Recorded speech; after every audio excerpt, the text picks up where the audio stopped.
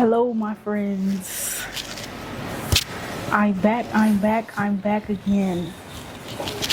As promised, I would like to make a video today talking about my travel expenses for the month of January. How much did I spend 1 month in Nicaragua? So, for the people who don't want to watch the whole video, I'm gonna just say the number right now, and then I'll break down what did I actually spend the money on. So in the month of January, I spent $1,115 approximately. It's not exact, but very close to the actual number.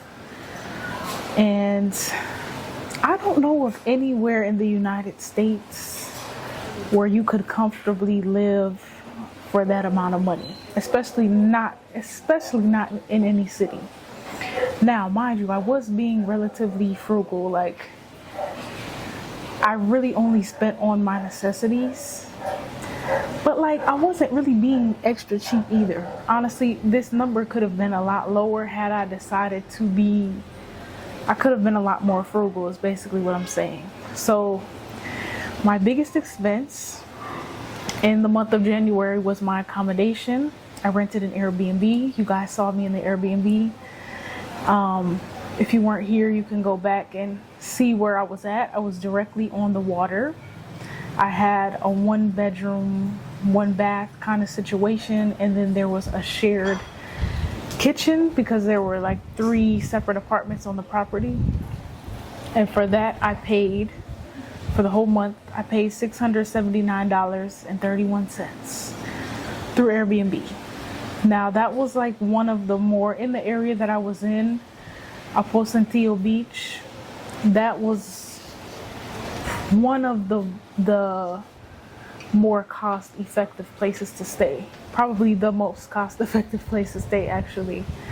So it was a good deal. But if you were in another area of Nicaragua, you could easily pay less than that.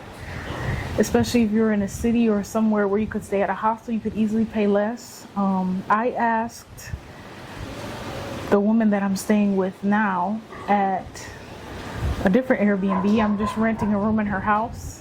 I'm only here for a few nights. And her sister owns an apartment complex in León, Nicaragua.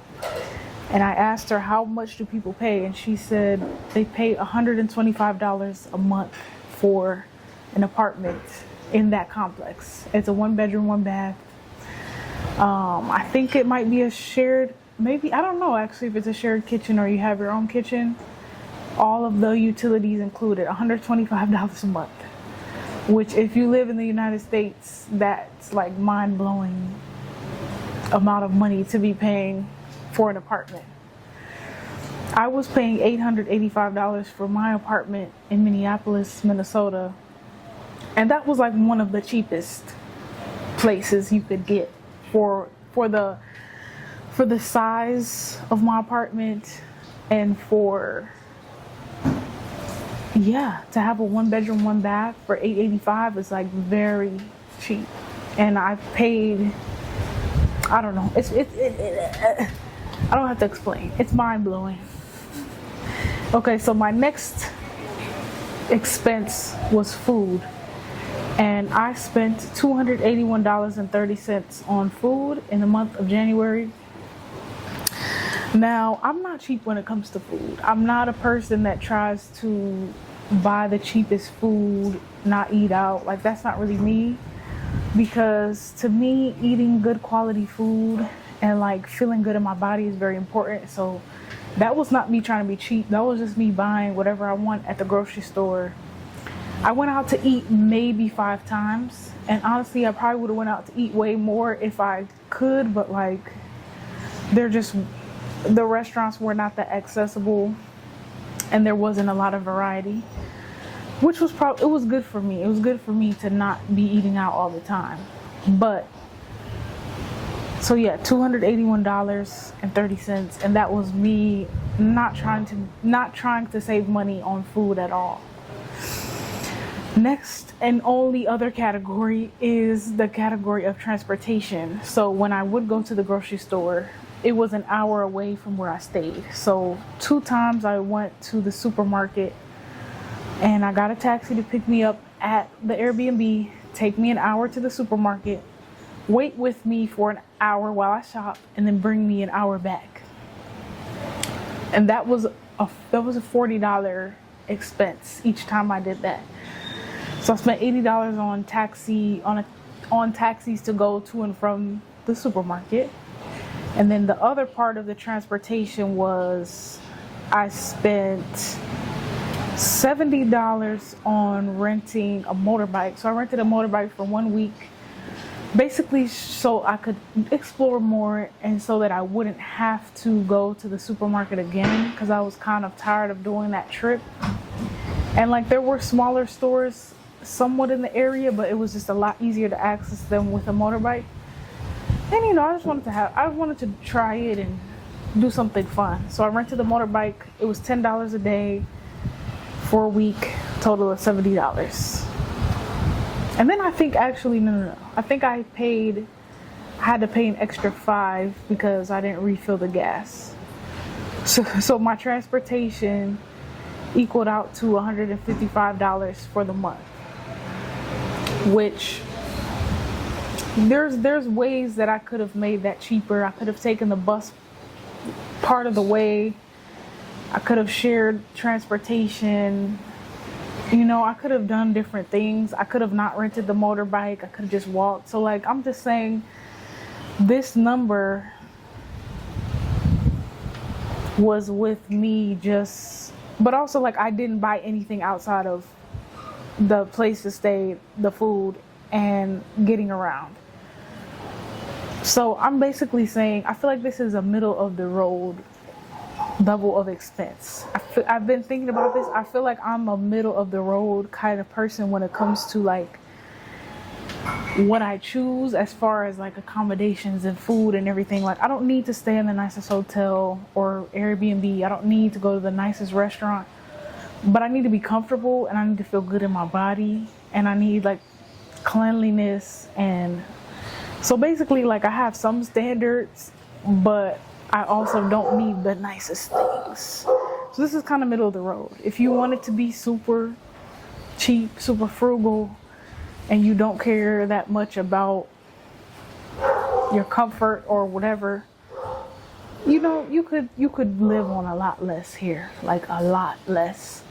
If you wanted to spend more though, you also absolutely could spend a lot more. But this number, I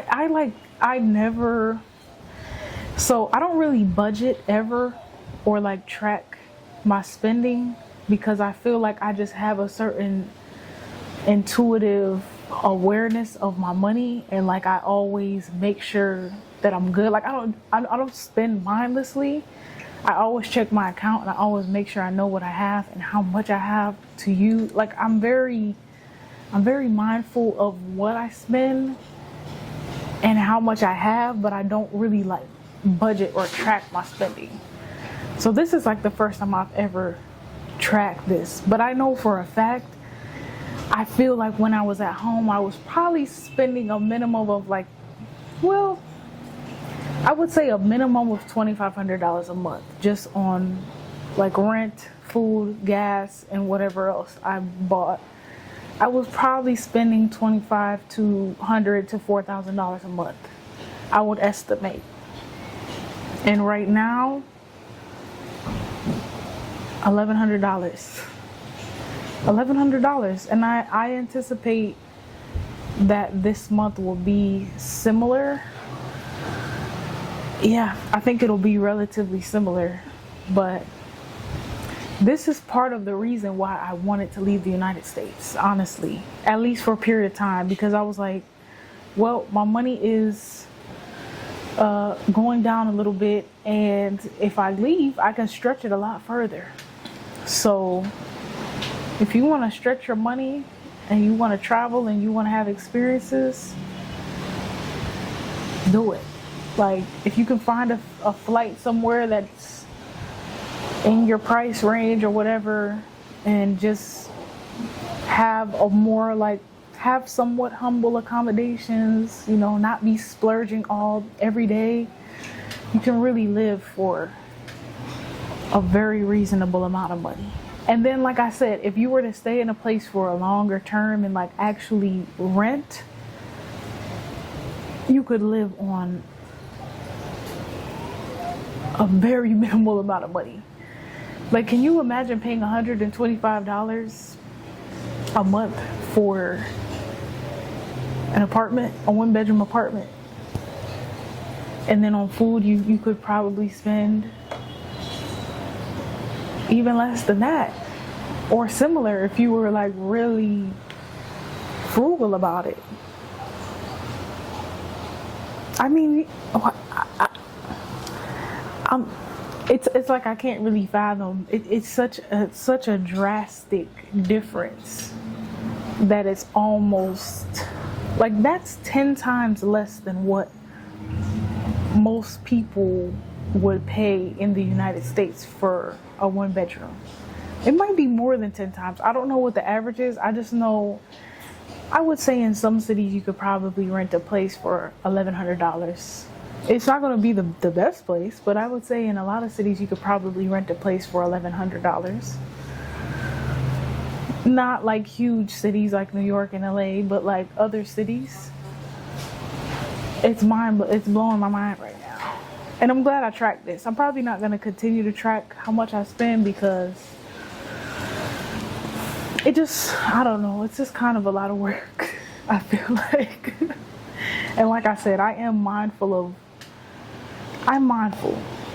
What I might do is just track how much I spend each day. I've been doing that so far. But I don't think I'm going to track like, okay, I spent this much today on food. I spent this much today on. But I will track how much I spend each day. Just so I can have like a grand total at the end. So anyways, I hope you enjoyed this information. I hope this was helpful to you in some way, that it maybe opened your eyes, opened your mind to different possibilities, different experiences that you could potentially be having. And yeah, peace everyone.